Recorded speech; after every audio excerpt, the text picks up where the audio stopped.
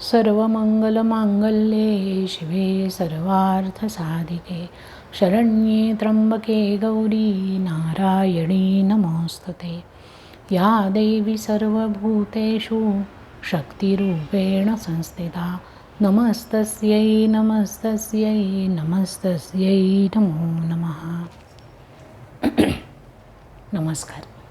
जागर शक्तीचा या मंचामध्ये आपणा सर्वांचं मी मनपूर्वक स्वागत करते.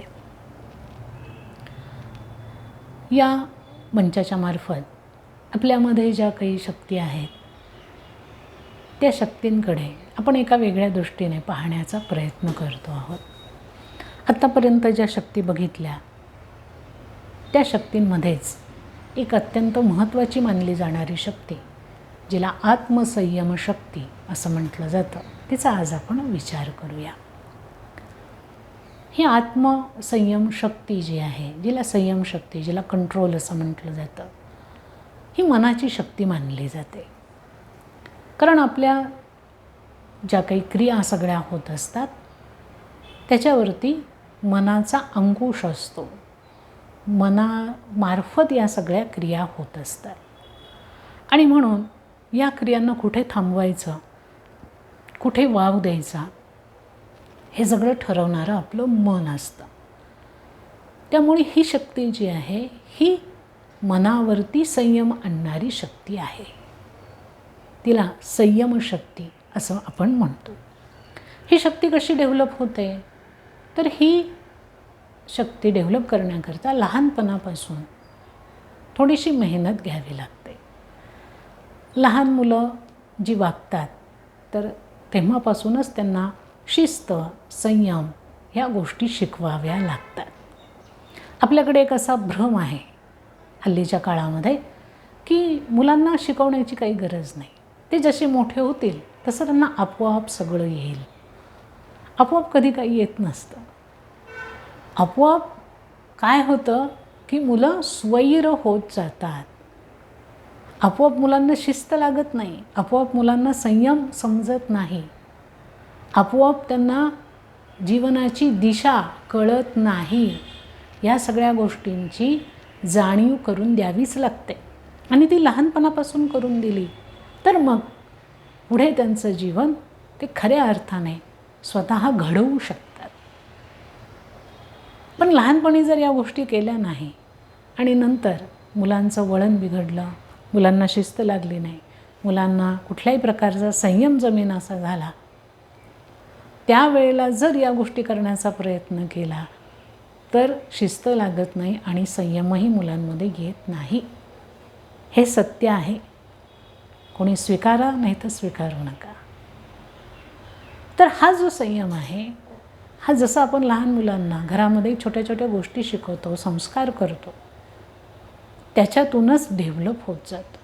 म्हणून रोज मुलांना देवाला नमस्कार करायला शिकवा, घरातल्या मोठ्या माणसांना नमस्कार करायला शिकवा, त्यांची काळजी कशी घ्यायची, त्यांच्याशी आदराने कसं बोलायचं, हे शिकवलं की मुलांवरती संयम यायला लागतो. वेगळं ट्रेनिंग देण्याची गरज नसते, ह्याच्यात सगळ्या गोष्टी आल्या. पण हल्ली असं होतं आहे की माझ्या मुलांना ना हे करायला आवडतच नाही, माझी मुलं ना देवाला नमस्कारच करत नाही, हे सांगायचं कौतुक आईवडिलांना जास्त वाटतं. आणि नंतर ती मुलं देवाला सोडा पण स्वतःच्या जन्मदात्या आईवडिलांनासुद्धा विचारण्यासी होतात. हे आज विदारक सत्य आपण समाजामध्ये अनुभवतो आहोत. का?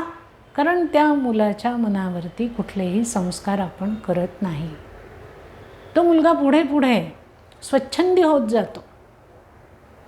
त्याच्या मनाला येईल त्या पद्धतीने वागण्याची मुभा त्याला लहानपणीच दिली की मग मात्र जीवनाचं गणित पुढे बिघडायला लागतं. ते होऊ नये याची काळजी सुरुवातीपासून घेणं गरजेचं आहे.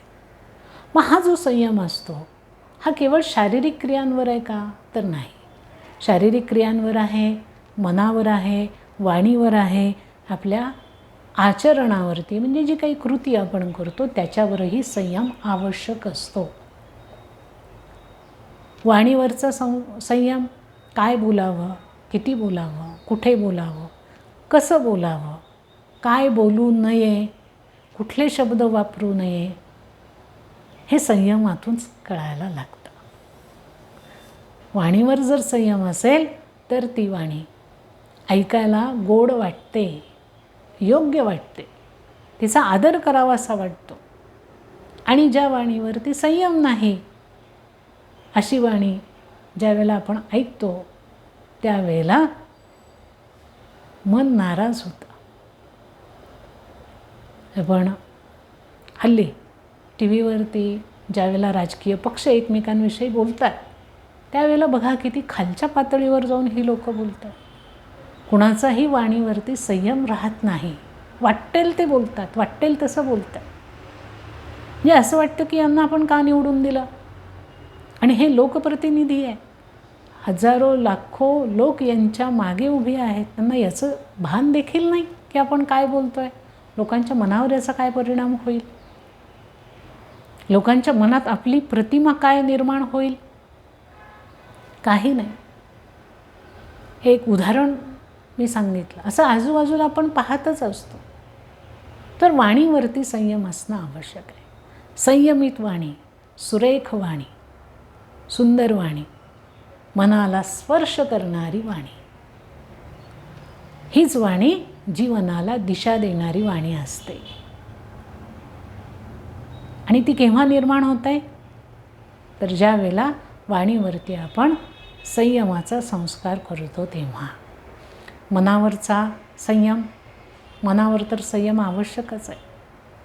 मन मानेल तसं जर जीवन जगायला लागलं प्रत्येकजण तर जीवनातले व्यवहार सगळे बिघडतील.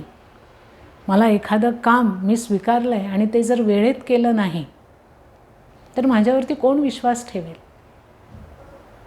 त्यामुळे मी जे काम स्वीकारलं आहे ते वेळेत करण्याची जबाबदारी माझी आहे, हे मनापासून मी स्वीकारलं पाहिजे आणि वेळेत व्यवस्थित काम पूर्ण केलं पाहिजे. मला वाटेल तेव्हा, वाटेल तसं, वाटेल ते ह्या गोष्टी चालत नाहीत, करू नये. त्यामुळे मनाचा संयम आवश्यक आहे. त्यानंतर आहे विचारांचा संयम. पण कुठले विचार मांडतो, कसे मांडतो, काय मांडतो, त्याचे काय परिणाम होणार आहेत, ह्या सगळ्याचा अभ्यास करत असताना तिथेही संयम आवश्यक आहे. मी काहीही बोलेल, कुठेही बोलेल, कसंही बोलेल, कसेही विचार सांगेल असं नाही चालत. कारण संपूर्ण जग जे आहे, विश्व जे आहे, ते विचारांवर चाललेलं असतं. कोण काय विचार करतो आणि कोणाचा विचार किती प्रभावी आहे, तो विचार केवळ माणसाच्या, एकट्या माणसाच्या जीवनाला दिशा देत नाही, तर एक विचार संपूर्ण राष्ट्राला, देशाला, विश्वाला दिशा देऊ शकतो. छत्रपती शिवाजी महाराजांनी जो स्वराज्याचा विचार महाराष्ट्रामध्ये दिला त्यांच्या काळामध्ये, त्या एका विचाराने संपूर्ण महाराष्ट्रामध्ये परिवर्तन घडून आलं. हे परिवर्तन केवळ राजकीय स्वरूपाचं नव्हतं, सामाजिक स्वरूपाचं, धार्मिक स्वरूपाचं, सांस्कृतिक स्वरूपाचं, आर्थिक स्वरूपाचं, सगळ्या प्रकारचं परिवर्तन एका विचाराने निर्माण झालं. ही विचारांची ताकद असते आणि म्हणून ते विचार संयमितच असावे लागतात, शिस्तीतच असावे लागतात. आणि नंतर आहे आचरण. अत्यंत महत्त्वाची गोष्ट, कारण आचरणातून व्यक्तीकरण होत असतं. हल्ली आपण पाहतो की सगळ्यांची लाईफस्टाईल बदलली आहे. रात्री 12-12, 2-2 वाजेपर्यंत लोक जागे असतात आणि सकाळी 10-10 वाजेपर्यंत झोपून राहतात. आणि अशी लोक आरोग्याविषयीच्या गोष्टी करतात. अशी लोक सांगतात की काही फरक पडत नाही, मी नाही का हे असंच जगतो, मला कुठे काय त्रास आहे. अरे आज नाही झाला, उद्या नक्की होणार आहे. कारण तुझं जे जगणं आहे ते निसर्गाच्या विरोधात आहे. म्हणजे आपण काहीही वागावं, कसंही वागावं आणि पुन्हा त्याचं समर्थन करावं, अत्यंत वाईट गोष्ट आहे. तिथेही संयम आवश्यक आहे. बघा, पूर्वीच्या 1 किंवा 2 पिढ्या आधीची अवस्था आपल्या समाजाची पहा. लवकर निजे लवकर उठे तयाला आरोग्य धन संपदा अशी म्हण घरोघरामध्ये होती आणि ती पाळली जायची. सगळे लोक लवकर झोपायचे, पहाटे लवकर उठायचे. त्यावेळेला आरोग्याच्या समस्या नव्हत्या. अगदी क्वचित दवाखाने असायचे, हॉस्पिटल फार कमी असायचे. संपूर्ण गावासाठी 1 दवाखाना पुरे व्हायचा, इतक्या कमी व्याधी होत्या. आज गल्लोगल्ली दवाखाने आहेत, हॉस्पिटल आहेत आणि व्याधी भस्मासुरासारख्या वाढत आहेत.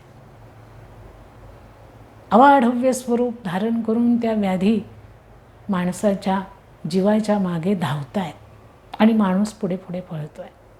याला कारण काय? कारण माणसाने आपल्या जीवनातला संयम सोडलेला आहे. ना त्याचा खाण्यापिण्यावर संयम आहे, न बोलण्यावर संयम आहे, ना आचरणावर संयम आहे, न विचारांवर संयम आहे. तर म्हणून ही जी संयम नावाची शक्ती आपल्यामध्ये आहे, ही शक्ती जर आपण नीट जाणली, ती डेव्हलप केली आणि त्या संयमित शक्तीच्या सहाय्याने आपलं जीवन आपण अधोरेखित केलं तर जीवनाचा योग्य दिशेने योग्य प्रमाणामध्ये विकास झाल्याशिवाय राहत नाही. काही लोकांना असं वाटतं की संयम शिस्त असेल तर जीवनाचा विकास होत नाही. ते केव्हा होतं? ज्या वेळेला त्या संयमाचा आणि शिस्तीचा अतिरेक होतो तेव्हा. अतिरेक कुठल्याही गोष्टीचा वाईटच असतो किंवा अजिबातच नियम पाळायचे नाहीत, हा जो भाग आहे हा सुद्धा वाईटच आहे. अजिबात न पाळणं आणि अतिप्रमाणात पाळणं ह्या दोन्ही गोष्टी घातक आहेत. त्याची मधली जी अवस्था आहे, जी संतुलित अवस्था आहे, ती माणसाने स्वीकारायला हवी आणि संयम शिस्त याचं कोंदण आपल्या जीवनाला द्यायला हवं. त्या शिस्तीमध्ये संयमामध्येच जीवन फुलवण्याची ताकद असते.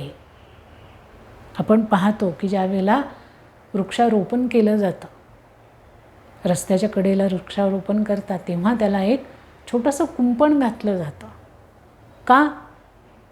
तर जे काही प्राणी तिथून जातात, शेळ्या असतील, गायी असतील, त्यांनी ते खाऊ नये म्हणून आणि त्या रोपाची नीटपणाने वाढ व्हावी. एकदा ते रोप मोठ्या प्रमाणात थोडंसं वाढलं की मग त्याला कुंपणाची गरज पडत नाही. हे काही काळापुरतं कुंपण असतं. तसं आहे, लहानपणापासून जर हे कुंपण शिस्तीचं संयमाचं जीवनाला घातलं गेलं तर पुढे मात्र ते कुंपण वारंवार वापरावं लागत नाही. ते जीवन उत्तम पद्धतीने घडत जातं आणि एक जीवन घडत नाही, त्या जीवनाच्या प्रेरणेने अनेक जीवनांना चांगली दिशा मिळते. म्हणून संयम या शक्तीचं महत्त्व आहे, याचा आपण सगळ्यांनी विचार करावा. आज आपण संयम शक्तीचा थोडासा विचार केला. या ठिकाणी थांबते. उद्या परत नवीन शक्तीचा आपण परिचय करून घेऊया. तोपर्यंत धन्यवाद.